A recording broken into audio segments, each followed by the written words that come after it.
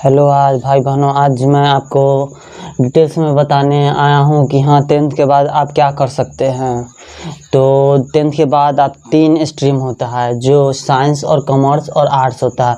Science को हिंदी में विज्ञान कहते हैं और कॉमर्स को वाणिज्य कहते हैं और आर्ट्स को कला कहते हैं। जिसमें आप 10th के बाद एक और कर सकते हैं टेक्निकल फील्ड में, जिसमें ITI और डिप्लोमा कर सकते हैं। वो गवर्नमेंट के थ्रू कीजिए, एग्ज़ाम देकर बहुत बेटर रहेगा। यदि ITI और डिप्लोमा करना चाहते हैं, जिसको डिप्लोमा को हम पॉलिटेक्निक भी कहते हैं।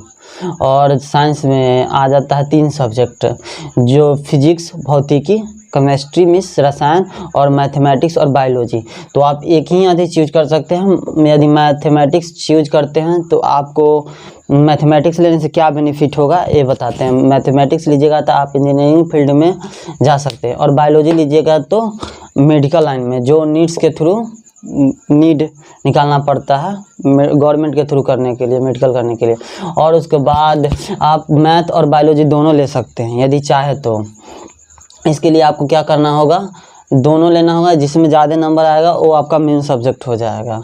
और कॉमर्स क्या है, कॉमर्स में आपको आ जाता है बिजनेस स्टडी, माने व्यापारी अध्ययन के, इसके व्यापार के बारे में ज़्यादा पढ़ना पड़ता है। अकाउंटेंसी, जिसमें हिसाब या लेखा कर्म के बारे में पढ़ना पड़ता है। इकोनॉमिक्स माने अर्थशास्त्र के बारे में पढ़ना पड़ता है। भारत का या बिहार का या जिस साथी राज्य के है इसके बारे में इकोनॉमिक्स हो गया।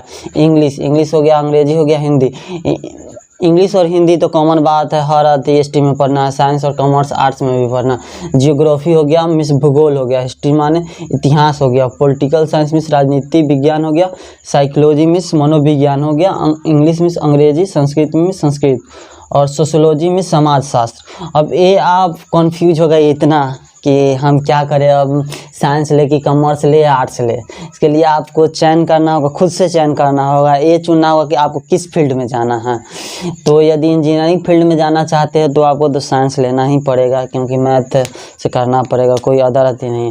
हाँ, मेडिकल भी करना होगा तो आपको बायोलॉजी लेना होगा, तो साइंस हो गया, साइंस लेना पड़ेगा। यदि बैंकिंग लाइन या BBA BCA या BCom करना हो तो आपको वोकेशनल कोर्स कॉमर्स लेना पड़ेगा।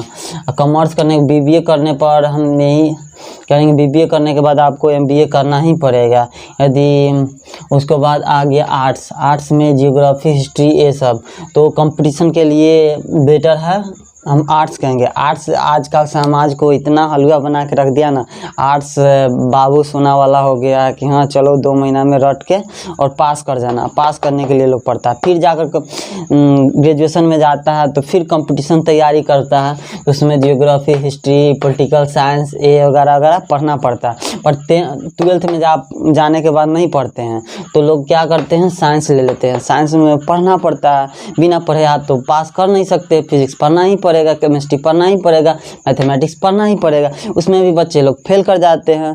इसमें तो है तो रट्टा मार कर लिख के आ जाते हैं, थ्योरी पास कर जाते हैं। इसमें तो दिमागी ज़्यादा आती है, इसके कारण लोग साइंस लेते हैं। वही बंदा लेते हैं कि जो पढ़ना चाहते हैं। इसमें भी है आर्ट्स, जो पढ़ना चाहता है, जो हाँ जिसके पास टारगेट है पहले से कि हमको BPSC करना है, UPSC करना है, तो क्या करते हैं, आर्ट्स लेते हैं। जिसको पहले से कोई गाइडलाइन करने वाला रहता है तो वो आर्ट्स लेते हैं। ये साइंस लेकर भी बहुत सा देखे होइएगा कि इंजीनियरिंग फील्ड करके फिर BPSC का तैयारी करते हैं। वैसे क्योंकि उनको इंजीनियरिंग करने के बाद एक आदत हो जाती है पढ़ने का ना, से कारण वो इस पे तो लोग कहते हैं सारे जगह इंजीनियर ही आ रहे हैं। ऐसा नहीं है, आर्ट्स वाले ही बहुत देखिएगा तो आर्ट्स वाले ही निकालते हैं। तो आपको ये चयन करना है कि आपको क्या करना है। इस पे हम तो वीडियो पूरा डिटेल्स में बना दिए हैं। जहाँ पे प्रॉब्लम लगे, इशू लगे कि हाँ इस पे हम समझ में नहीं आया है, भैया बताइए अति कमेंट करके, हम उसको समझाने का कोशिश करेंगे। धन्यवाद मेरे वीडियो में इन तक बनने के लिए, और नेक्स्ट वीडियो में आपसे मिलते हैं।